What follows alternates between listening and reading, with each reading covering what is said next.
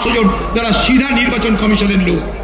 বাকি আজকে যে এসআইআর হচ্ছে সেটা কারা করছে? রাজ্যের অফিসাররা, রাজ্যের বিএলওরা। 80,681 বিএলও। তারা কারা? তারা সরকারি কর্মচারী। সরকারি কর্মচারী কারা হয়? এসডিএম কারা হয়? বিএলও কারা হচ্ছে? ডিস্ট্রিক্ট ম্যাজিস্ট্রেট কারা হচ্ছে? আপনারা সবাই জানেন, রাজ্য সরকারের লোক তারা। বাংলার মুখ্যমন্ত্রী যখন এসআইআর হলো বিহারে ভোটের সময় বিজেপিকে হারানোর জন্য একবারও আবেদন করেননি। কিন্তু যখন বাংলায় এই এসআইআর হওয়ার কথা শুরু হলো তখন তিনি কি বললেন? আমি বাংলায় এসআইআর হতে দেব না, রক্ত গঙ্গা বইয়ে দিব, কে কি করে দেখে নিব, আগুন জ্বালিয়ে দিব। এখন আবার বলছে ভোটের পর নাকি সারা দেশকে হিলাবে। হিলতে হিলতে বাংলা হেলে পড়ে গেছে, এখন নাকি দেশকে হিলাবে বাংলার মুখ্যমন্ত্রী, দেশকে হিলাবে। বাংলার মুখ্যমন্ত্রীকে জিজ্ঞেস করতে চাই, আপনি কেন এসআইআর এর অনুমতি দিলেন? আগে সে কথা বলুন। আমার প্রশ্ন আপনাকে। কেরল সরকার এসআইআর করবে না বলে বিধানসভায় প্রস্তাব পাশ করেছে। তামিলনাড়ুর সরকার এসআইআর করতে দেবে না বলে বিধানসভায় প্রস্তাব পাশ করেছে।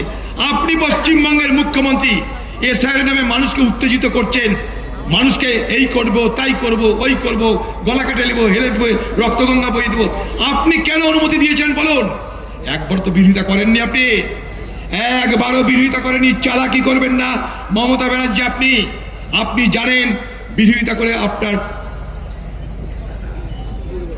লাভের থেকে ক্ষতি বেশি। কেন? লোক তো আপনার বিএলও কারা? আপনার দলের লোক।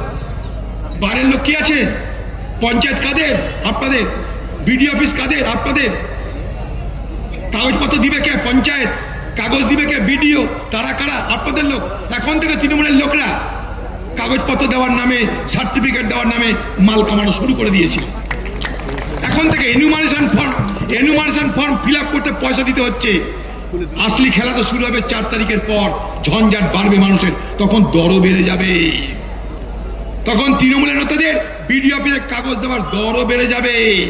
ঠিক সেই কথাটা মাথায় রেখে মুর্শিদাবাদ জেলার কংগ্রেস যদু ঘোষের নেতৃত্বে গত 4 মাস ধরে ব্লকে ব্লকে আমরা বিএলও, বিএলএ 1, বিএলএ 2 করে আমরা প্রচার শুরু করে দিয়েছি। কিচ্ছু ঘাবড়াবেন না মুর্শিদাবাদ জেলার মানুষ, আমরা আছি আপনাদের সঙ্গে। আমরা বিজেপির মতন বৈধ ভোটারকে অবৈধ করতে দেব না, আবার তৃণমূলের মতন অবৈধ ভোটারকে বৈধ করারও দাবি করব না। আমরা নিরপেক্ষভাবে যারা হক আছে, যাদের যোগ্যতা আছে, তাদের যেন কোনোভাবেই বঞ্চিত করা না যায় তার জন্য লড়াই করব। শুধু লড়াই না, সেটা করেই ছাড়ব। আমরা যা বলি তাই করি, করেই ছাড়ব। ভরসা রাখবেন কংগ্রেসের উপরে, এতটুকু ঘাবড়াবেন না মুর্শিদাবাদের মানুষ। এই মুর্শিদাবাদকে নিয়ে অনেক কিছু খেলা চলছে। হিন্দু মুসলমানের বিভাজনের খেলা আগেও চলেছে, আজও চলছে, আগামী দিনেও চলছে। তাতে পা দেবেন না আপনারা। মুর্শিদাবাদের মানুষ আমরা যেমন ছিলাম তেমন আছি। সাম্প্রদায়িক সম্প্রীতি নিয়ে আমরা বেঁচে আছি, বেঁচে থাকবো আমরা। এলাকার মানুষ স্যারের নামে বিভাজিত হবেন না। এনআরসি নামে বিভাজিত হয়েছিল বাংলায়, আমরা হেরে গেছিলাম, শূন্য পেয়েছিলাম। আমাদের তাতে কোনো ক্ষোভ নাই মানুষের উপরে। এনআরসির চক্করে মানুষকে বিভ্রান্ত করে ভুল বুঝিয়ে ভোট তারা ভাগ করে নিয়েছিল। বিজেপি আর টিএমসি ভোট ভাগ করে নিয়েছিল। পরে ভোটের পর কারি কোনো খবর পেয়েছেন? কারি কোনো দেখা পেয়েছিলেন? কেউ কখনো এনআরসি নিয়ে কথা বলেছিল? না। এবার কি এসআইআর নিয়ে শুরু হয়েছে আরেক খেলা। কতদিন চলবে? ভোট পর্যন্ত চলবে। আমি তখনও বলেছিলাম এনআরসির সময়, এই এনআরসির খেলা ভোট পর্যন্ত চলবে, এসআইআর এর খেলাও ভোট পর্যন্ত চলবে। তারপরে কি করতে হবে আপনাকে? বিজেপি আর টিএমসি তোমার দেখা নাই গো, তোমার দেখা নাই গান গাইতে হবে। আমরা ভোট পাই আর না পাই, জিতি হারি, মানুষের সঙ্গে ছিলাম, মানুষের সঙ্গে আছি, মানুষের সঙ্গে থাকবো, এটাই আমাদের প্রতিজ্ঞা। কারণ ভোট যখন চাইতে যাই আমরা, তখন বলে দিই বিপদে আপদে সুখে দুঃখে হারি অথবা জিতি আপনাদের সঙ্গে থাকবো। সেই ঈমান মেনে আমরা রাজনীতি করি, সেই ঈমান মেনে আজও রাজনীতি করব এবং করছি। বিহারে এসআইআর যে সমস্ত গন্ডগোল হয়েছে সে সমস্ত গন্ডগোল শুনে অবাক হয়ে যাবেন। বিহারের ভোটে এইখান থেকে খেলা শুরু হচ্ছে, নিজেদের লোককে প্রথমে বসিয়ে দাও। রাহুল গান্ধী ঠিক এই জায়গাটায় বিরোধিতা করেছিল। আজকে এসআইআর নিয়ে বড় বড় বুকনি শুনছেন না, যেন পশ্চিমবঙ্গে মনে হচ্ছে এসআইআর নিয়ে আর কেউ কিছু বোঝে না, শুধু বিজেপি বোঝে আর টিএমসি বোঝে, আর কেউ কিছু বোঝে না। টিভিতে দেখুন শুধু বিজেপির কথা, টিএমসির কথা, খবরের কাগজে বিজেপি আর টিএমসি। যত গুণী, যত জ্ঞানী, যত পণ্ডিত সব বিজেপিতে আছে আর টিএমসিতে আছে। আমরা বাকিরা যারা আছি সব ছাগলের তৃতীয় বাচ্চা, কিছুই বুঝি না আমরা। কিন্তু সত্যটা কি?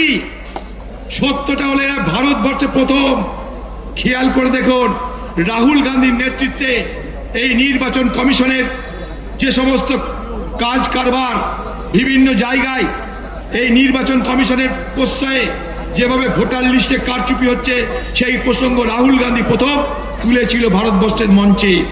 প্রথম মহারাষ্ট্রে ধরিয়ে দিল, হরিয়ানায় ধরিয়ে দিল, একের পর এক প্রমাণপত্র দিয়ে রাহুল গান্ধী কর্ণাটকে প্রমাণ দিলেন, কাগজে কলমে ছবিতে এঁকে তথ্য দিয়ে ভারতবর্ষের সমস্ত বিরোধী দলের নেতাদেরকে ডেকে তার বাড়িতে বুঝিয়ে দিলেন কিভাবে ভারতবর্ষে নির্বাচনের নামে মানুষের ভোটের অধিকার কেড়ে নেওয়া হচ্ছে। কর্ণাটকে কি দেখালেন? মহাদেবপুরা বলে একটা জায়গা, একটা বিধানসভা, সেখানে একটা বাড়িতে 80 জন ভোটার, একটা ঘরে 80 জন ভোটার। আপনি বাপের কালে এমন কোন ঘর দেখেছেন যেখানে একটা ঘরে 80 জন লোক পাওয়া যায়? কর্ণাটকে দেখানো হয়েছে নির্বাচন কমিশনের পক্ষ থেকে। রাহুল গান্ধী দেখালেন হরিয়ানাতে, ব্রাজিল নামে একটা দেশ আছে, এখান থেকে আটলান্টিক মহাসাগর পার হয়ে একটা দেশ আছে ব্রাজিল, সে ব্রাজিলের এক নায়িকা, তার নামে 40টা ভোট। এই হরিয়ানাতে কে ধরালেন? রাহুল গান্ধী। রাহুল গান্ধীর এই শেখানো পথে বাকি যারা আছে তারা এবার বলতে আরম্ভ করলো। খেয়াল করে দেখবেন, তাই আজকে ভারতবর্ষে ভোট চুরি, ভোট কারচুপির বিরুদ্ধে যদি প্রথম কেউ লড়াই করে থাকে, যদি প্রথম কোন ব্যক্তি ভারতবর্ষের মানুষকে জাগ্রত করে, সচেতন করে, তার নাম আমার নেতা রাহুল গান্ধী। বিহারে ভোটার অধিকার যাত্রা করে তিনি প্রমাণ করে দিয়েছিলেন ধাক্কা মারলে ঠেকানো যাবে। কারণ বিহারে যা শুরু হয়েছিল, 1.5 থেকে 2 কোটি মানুষের ভোটার লিস্টের নাম বাদ যেত। রাহুল গান্ধীর লড়াইয়ে মানুষ যখন সচেতন হলো, রাহুল গান্ধীর লড়াই যখন সুপ্রিম কোর্ট পর্যন্ত পৌঁছে গেল, সুপ্রিম কোর্ট যখন হস্তক্ষেপ করলো, তখন পরপর 5টা রায় দিয়ে বলল নির্বাচন কমিশন যা খুশি তাই করতে পারবে না। তাই প্রথমে 67 লক্ষ লোকের নাম বাদ চলে গেছিল, সেটা কমতে কমতে 30 লক্ষে নামলো। যখন লক্ষ্য ছিল 1.5 থেকে 2 কোটি লোকের নাম বাদ দেবে, নেমে আসলো 30 লক্ষে। একের পর এক প্রমাণ দিলাম আমরা প্রমাণ দিলাম 2024 সালের ভোটে। 2024 সালের ভোটে আপনারা জানেন, যারা ভোট দেন, ভোট দেওয়ার পর সন্ধ্যেবেলায় নির্বাচন কমিশন জানিয়ে দেয় কত ভোট পড়েছে। আমরা যারা ভোট করি তারা কি করি? নির্বাচন কমিশন হিসাব দেখে যখন ভোট গুনতি হয় তখন মেলাই যে নির্বাচন কমিশন ভোটের দিন যা বলেছিল, গুনতিতে সেই ভোট বরাবর হচ্ছে কি হচ্ছে না। আমরা দেখলাম নির্বাচন কমিশন ভোটের দিন যে কথা বলছে, ভোট গুনতি করছে 1 সপ্তাহ, 1.5 সপ্তাহ, 2 সপ্তাহ পর আর খবর পাওয়া যাচ্ছে না। ভোটের দিন তারা বলছে এখানে 100 ভোট হয়েছে, গুনতিতে সেই ভোট চলে যাচ্ছে 150-তে। মামলা কিসের? এই গড়বড় কেন? রাহুল গান্ধী উত্থাপন করলেন। আমরা দেখিয়ে দিলাম ভারতবর্ষের মানুষকে, একটা নিরপেক্ষ সংস্থা ডেমোক্রেসি ফর ভোট, তারা প্রমাণ করে দিল। তারা বলল ভারতবর্ষের নির্বাচন কমিশনের নেতৃত্বে এক বড় দুর্নীতি হয়েছে। আজকে ভারতবর্ষের যিনি সরকারের অর্থমন্ত্রী নির্মলা সীতারামন, তার হাজবেন্ড, তার স্বামী প্রভাকর, সে তার স্বামী বলছে এই ভারতবর্ষে ব্লাডলেস ইলেকটোরাল জেনোসাইড চলছে। ব্লাডলেস ইলেকটোরাল জেনোসাইড অর্থাৎ রক্ত না ঝরিয়ে এ ভারতবর্ষের নির্বাচনী ব্যবস্থায় একটা বড় হত্যালীলা চলছে। আমি না, ভারতবর্ষের আজকের সরকারের যিনি অর্থমন্ত্রী তার স্বামী কথা বলছে। তিনি দেখিয়ে দিয়েছেন, একটা সংস্থা ভারতবর্ষের, তারা দেখিয়ে দিয়েছে যে 2024 সালের ভোটে ভারতবর্ষের 15টা রাজ্যে 79টা লোকসভায় গুনতি ভোটের দিনের যে ভোটের দিনের যে নির্বাচন কমিশনের যে ঘোষণা আর ভোট গুনতির দিনের যে ঘোষণা, তার মধ্যে ভোটের ফারাক হচ্ছে 5 কোটি। 5 কোটি ভোটের ফারাক না হলে সেই সংস্থা দেখিয়ে দিয়েছে বিজেপি ভারতবর্ষে এইবার 2024 সালের ভোটে পেত মাত্র 214টা সিট। এ কথা আমি বলছি না, ভারতবর্ষের অর্থমন্ত্রীর স্বামী সেও এক অর্থবিদ, সে এক অর্থনীতিবিদ, সে এক রাজনীতিবিদ, সে বলছে।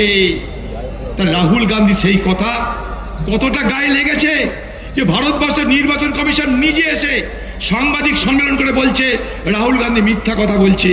কোনদিন কথা শুনেছেন যে ভারতবর্ষের নির্বাচন কমিশন নিজে তার গোটা দপ্তর নিয়ে এসে বলে যে রাহুল গান্ধী বা কোনো অভিযোগ মিথ্যাচার প্রমাণ করার জন্য কখনো টিভির সামনে বসে কাউকে কখনো বলতে শুনেছেন? না, এইবারটা দেখছেন।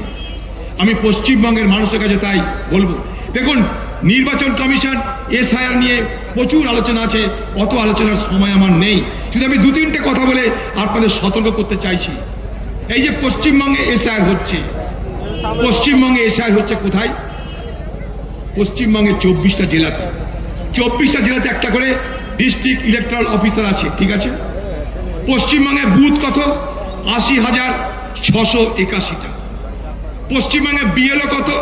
80,681, ঠিক আছে? পশ্চিমবঙ্গে প্রত্যেকটা বিধানসভা এবং প্রত্যেকটা ব্লকে এআরও আছে, সেই রকম এআরও সংখ্যা 3,353, ঠিক আছে? আমি কথাটা কেন বলছি? এই কারণে বলছি যে ভারতবর্ষের নির্বাচন কমিশন তাদের হাতে কত স্টাফ আছে, তাদের হাতে কত কর্মচারী আছে এসআইআর করার জন্য। তাদের হাতে মোট কর্মচারী আছে ভারতবর্ষের নির্বাচন কমিশনের 800 জন মাত্র। কি করবে? দোস্তি না হলে চাকি পিসিং অ্যান্ড পিসিং অ্যান্ড পিসিং। দিদি মোদির দালালি না করলে অন্দরের ভেতরে থাকতে হবে। ই অন্দর কি মামলা है ভাই। দিদি আর মোদি এখন লাক্স কোজি হয়ে গেছে। এও চোর ও চোর, ভাবতে পারেন গোটা দলটা চোর। আপনাকে ভুলিয়ে দিচ্ছে এসআইআর নিয়ে অধীর চৌধুরী বিস্তারিত বলবেন। আপনাকে ভুলিয়ে দিচ্ছে আপনার 200 টাকার ওষুধ 400 টাকা হয়েছে। আপনাকে ভুলিয়ে দিয়েছে আপনার 400 টাকার গ্যাস 1200 টাকা হচ্ছে। আপনাকে ভুলিয়ে দিয়েছে আপনার বিদ্যুতের বিল লাফিয়ে লাফিয়ে বাড়ছে। আপনাকে ভুলিয়ে দিয়েছে আপনার 60 টাকা ডিজেল আপনার 97 টাকা হচ্ছে। আপনাকে ভুলিয়ে দিয়েছে আপনার 60 টাকার 62 টাকার পেট্রোল আজকে 110 টাকা হয়েছে। আপনাকে ভুলিয়ে দিয়েছে গরিবের ঘরে চুলা জ্বালানোর কেরোসিন পাওয়া যায় না, কেরোসিন 120 টাকা আপনাদের সব কেরোসিনের ভেতরে ফেলে দিয়েছে। লাইফটা কেরোসিন হয়ে গেছে। আমি তাই আপনাদের বলি, আগামী দিন চোরেদের হাঁটাতে হবে, রুটি রুজির কথা বলতে হবে, মানুষের কথা বলতে হবে। আমরা হিন্দু না মুসলিম জিজ্ঞাসে গুঞ্জন। কান্ডারি বলো ডুবিছে মোর সন্তান, মোর মার, আমার মার সন্তান মরে যাচ্ছে। আর একই বৃন্তে দুটো কুসুম, হিন্দু মুসলমান, আর একই বৃন্তে দুটি কুসুম, জোড়া ফুল আর পদ্ম ফুল। বোঝা গেল? তাই আগামী দিন দিদির আর এই মোদির মেকি নকল যুদ্ধের বিরুদ্ধে লড়াই দিতে হবে। লড়াই দিতে পারবেন তো? লড়াই দিতে পারবেন তো? আর পুলিশের একটা অংশকে বলছি, সিদ্দিকের বাড়িতে রাতের আধারে গিয়ে কোনো লাভ নাই। সমস্ত মানুষ তৈরি হচ্ছে। আগের 4 বছরের ওয়ারেন্ট, এতদিনে সান্নাই তোমাদের? ছাগলামো হচ্ছে গোটা রাজ্যটাকে নিয়ে। বাংলার মুখ্যমন্ত্রী আপনি মানুষের সঙ্গে বেইমানি করেছেন, মানুষের সঙ্গে চক্রান্ত করেছেন। এখন আপনি সিএ নিয়ে, সেদিনকে আপনি বলেছিলেন আমি থাকতে হবে না, আর আপনি প্রথম ওই ফর্ম নিলেন টালির চালায় আপনি ফর্ম নিলেন, আপনার লোকরা সেদিনকে জমা দিল, আর আপনি মানুষকে ধোঁকাবাজি করলেন আমি সিএ হতে দেব না। কর্মচারী আপনার, ছাপাখানা আপনার, সমস্ত কিছু আপনার, তারপরেও আপনি মানুষকে মিথ্যা কথা বলছেন। তাই আমি আমার বক্তৃতা দীর্ঘায়িত না করে আপনাদের বলতে চাই, আপনাদের সঙ্গে বেঈমানি করেছে, ধোঁকাদারি করেছে, জালিয়াতি করেছে দিদি আর মোদি। দুটোকে ভারত থেকে আর বাংলা থেকে সরাতে হবে, না হলে মানুষ বাঁচবে না। আসুন অধীর চৌধুরীর নেতৃত্বে আগামী দিনে এই লড়াই সংগ্রামকে জারি রাখতে হবে। এই কথা বলে সকলকে আমার অভিনন্দন জানিয়ে আমি আমার বক্তব্য শেষ করছি। জয় হিন্দ, বন্দে মাতরম। ভয় পাবেন না, আপনারা দিদি আর মোদির নাটকে ভয় পাবেন না, কারণ আপনাদের নেতা অধীর রঞ্জন চৌধুরী মহাশয় বলেছেন কাউকে ভয় পাওয়ার দরকার নেই, কাউকে ভয় পেতে হবে না। আপনাদের মুর্শিদাবাদের একজন বাজারু নেতা, তার আমি নাম নেব না, বাজারু এই জন্য বলছি, কখনো উনি বিজেপিতে যান, কখনো উনি তৃণমূলে যান, কখনো কংগ্রেসের সাথে থাকেন। তিনি বলেছেন কিছুদিন আগে যে আমি মুর্শিদাবাদে বাবরি মসজিদ তৈরি করছি। আমি ওনাকে প্রশ্ন করতে চাই, দাদা এতদিন বাবরি মসজিদের নামে আপনারা কিছু বলেননি কেন? হঠাৎ যখন ভোট এসছে তখন বাবরি মসজিদের কথা মনে এলো। এক পার্টি আছে যে রাম মন্দিরের নামে ভোট চায়, এক পার্টি আছে যে মসজিদের নামে ভোট চাইছে। আমরা গর্বিত, আমাদের নেতা অধীর রঞ্জন চৌধুরী মানুষের নামে ভোট চাইছে, মুর্শিদাবাদের বেরোজগারির কথা বলছে, এখানে শিল্প নেই কেন সেই কথা বলছে। মুর্শিদাবাদে হাজারো হাজার যুবকরা অন্য রাজ্য গিয়ে কাজ খুঁজছেন, সেই কাজের কথা বলছেন। মন্দির মসজিদ তো বানিয়ে নেব, আমরা খেতে পারছি না, আমাদের বাড়িতে অন্ন জুটছে না, আমাদের ছেলে মেয়েরা ভালো শিক্ষা পাচ্ছে না। আজকেও মুর্শিদাবাদে যদি কেউ অসুস্থ হয় তাকে কলকাতায় গিয়ে তার ট্রিটমেন্ট করতে হয়। সেই কথা যদি কেউ তুলে বারবার মানুষের জন্য লড়াই করছে, সে একমাত্র আমাদের নেতা অধীর রঞ্জন চৌধুরী। আমরা গর্বিত ওনাকে নিয়ে যে উনি ধর্ম জাতপাতের রাজনীতির নামে ভোট চাইছেন না।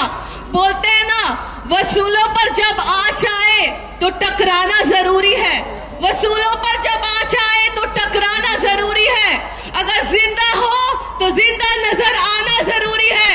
तो অধীর রঞ্জন চৌধুরী কোনো ভাবে নিজের উসুলের সাথে কোনো কম্প্রোমাইজ করতে রাজি নন। তিনি আপনাদের কথা বারবার তুলে ধরছেন, তিনি কলকাতায় গিয়েও কথা বলেন, বারবার একটা কথা বলেন আমাদের সাথে, যেটা উনি করতে চাইছেন ওনার একটা শব্দর পাঠ।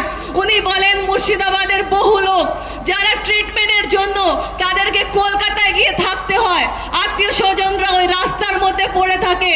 উনি আমাকে বলেছেন যে আমার একটা কাজ এখানে করার বাকি আছে মুর্শিদাবাদের লোকের জন্য, আমি কলকাতাতে এমন একটা জায়গা বানাতে চাই যেখানে মুর্শিদাবাদের লোকেরা যখন ট্রিটমেন্ট করতে যাবে সেখানে ওরা সস্তায় থাকতে পারবে, ওখানে সস্তায় খাবার খেতে পারবে। সেই কাজ, সেই স্বপ্ন নিয়ে উনি কথা বলেন। যখন মুর্শিদাবাদের মজদুররা অন্য রাজ্য গিয়ে হেনস্থার শিকার হচ্ছে তখন আমাদের নেতা ওখানে পৌঁছে যাচ্ছে তাদেরকে উদ্ধার করার জন্য, তাদের পাশে দাঁড়ানোর জন্য। এই কষ্ট মুর্শিদাবাদের মানুষের যদি কেউ বুঝতে পারছে, এই হলো আমাদের নেতা। আর আমরা গর্বিত, আপনাদের সকলকে গর্বিত হওয়ার উচিত, কারণ আমরা কোনো ধর্ম জাতি সম্প্রদায়ের রাজনীতি করি না। এসআইআর নামে এই ভূত দেখানো হচ্ছে দিদি আর মোদির খেলা। এই ট্র্যাপে, এই জালে আপনারা পা দেবেন না। একদিকে মোদি সরাসরি বলে যে এখানে হিন্দু রাষ্ট্র হবে, অন্যদিকে দিদি সফট হিন্দুত্বর কথা বলছেন। আপনাদেরকে জানিয়ে রাখি, মুর্শিদাবাদের লোককে আর পুরো পশ্চিম বাংলা যারা মুসলমান আছে তাদেরকে আমি একটা প্রশ্ন আপনাদের সামনে দিয়ে যাচ্ছি, আপনাদেরকে জানিয়ে রাখি, আমাদেরকে তো ভোটের জন্য ভালোভাবে ব্যবহার করা হয়। এমন দেখানো হয় যে দিদি নাকি ফেরিস্তা উপর থেকে নেমে এসছেন আমাদেরকে উদ্ধার করে নিয়ে যাবেন, কিন্তু এই দিদির আসল রূপটা কি আপনারা চেনেন? এই মুসলমানরা পশ্চিম বাংলায় কতজন চাকরি পেয়েছে? মাদ্রাসা কমিশনের নামে পরীক্ষা হতো, প্রত্যেক বছর কিছু ছেলে মেয়েদেরকে নিযুক্ত করা হতো। প্রায় 7-8 বছর ধরে এই পরীক্ষাটা টোটালি বন্ধ করে দেওয়া হয়েছে, যাতে একজনও মুসলমানরা চাকরি পাচ্ছে না। তো আমাদের কি দরকার? আমাদের না মসজিদ দিয়ে দরকার, না মন্দির দিয়ে দরকার, আমাদের ভালো থাকার জন্য খাবার নিয়ে দরকার। সেই খাবারটুকু এই সরকার আমাদের করে খাবার সুযোগ দিচ্ছে না। যেখানে আপনি কিছু মেহনত মজদুরি করে ইনকাম করে খাবেন, সেখানেও দিদির লোকেরা পৌঁছে যাচ্ছে নিজের ভাগের টাকা নিতে। ওদেরকে কিছু ঘুষ দিতে হবে, নাহলে কাজ হবে না। এসআইআর কাজ করতে গিয়ে বিএলওদের ডিস্টার্ব করছেন, যাতে ওদের ঘুষ না দিলে তোমাদের নাম ভোটার লিস্ট থেকে বাদ হয়ে যাবে। আমি বলছি আপনাদেরকে, আপনাদের নেতা অধীর রঞ্জন চৌধুরী, ভয় পাবেন না। এই দেশ কারোর বাপের দেশ নয়, প্রধানমন্ত্রী নরেন্দ্র মোদীর নয়, দিদির নয়, আমাদের আপনাদের সকল হিন্দু মুসলিম সম্প্রদায়ের দেশ। আমরা এই দেশটা গঠন করেছি। কোন দিদি আর মোদী পাগলপন্থীর জন্য আমরা এই দেশ থেকে একজনের নাম ভোটার লিস্ট থেকে বার হতে দেব না। আরো একটা কথা আপনাদেরকে শেষ বলতে চাইছি, যে আপনারা দিদির কথায় আসছেন, আমি হিন্দু ভাইদেরও বলতে চাইছি যে ঠিক আছে, মোদী তো বলছেন যে হ্যাঁ আমি হিন্দুদের জন্য কাজ করতে চাই। আমি হিন্দু ভাইদের বলতে চাইছি, চলুন পেট্রোল আমরা মুসলমানরা বেশি দামে কিনবো, হিন্দুদের জন্য তো কম দামে করে দিন। আমরা মুসলমানদের চাকরি চাই না, মোদির চাকরি আমাদের চাই না, হিন্দুদের জন্য তো চাকরি করে দিন। শুধু এরা নাটক করতে পারে, রাস্তায় দাঁড়িয়ে মাইকে দাঁড়িয়ে নাটক আর নাটক করে। দিদি হলেন এই রাজ্যের মুখ্যমন্ত্রী, মুখ্যমন্ত্রীর অনেক ক্ষমতা থাকে, তিনি চাইলে অনেক কিছু করতে পারে, কিন্তু তিনি কিছু করেন না। তিনি শুধু নাটক করেন, মাইকে বলেন আমি এসআইআর হতে দেব না, আমি এনআরসি হতে দেব না। আরে আপনি তো মুখ্যমন্ত্রী, আপনি আইন প্রণয়ন করে বন্ধ করে দিতে পারেন, কিন্তু আপনি শুধু মোদির সাথে মিশে নাটক আর নাটক করেন। আর এই নাটকে আমরা এইবার ওনার জালে আর পা দেব না। আমরা এইবার সঠিকভাবে আমাদের ডিসিশন নেব। আর একটাই কথা বলতে চাইছি, এসআইআর নিয়ে একদম ভয় পাবেন না, কোনো ভয়ের কারণ নেই। এর আগে এনআরসি আনলো, ওয়াকফ আনলো, এভাবে শুধু তারা ভয় দেখাচ্ছে, কিন্তু আমরা এবার বুঝিয়ে দেব আমরা ভয় করব না। আমরা এক আল্লাহর ইবাদত করি, আমরা আল্লাহর ছাড়া ভয় পাই না। ওই আল্লাহ যিনি মুসা আলাইহিস সালামকে জলের মধ্যে ভাসতে দেননি, ওই আল্লাহ যিনি ইউনূস আলাইহিস সালামকে মাছের পেটে জীবন জ্যান্ত রেখেছিলেন, ওই আল্লাহ যে সব সময় ইব্রাহিম আলাইহিস সালামকে আগুনের থেকে বাঁচিয়ে রেখেছেন। তাহলে কি মনে হয় আল্লাহ না চাইলে আমাদের কেউ ক্ষতি করতে পারে? কারোর ক্ষমতা নেই, আমাদের ভয় পাওয়ার দরকার নেই। এই বলে আমি আমার কথা শেষ করছি। জয় হিন্দ, জাতীয় কংগ্রেস জিন্দাবাদ, অধীর রঞ্জন চৌধুরী জিন্দাবাদ। রানীনগর 1 এবং হরিহর পাড়া থেকেও একটা বড়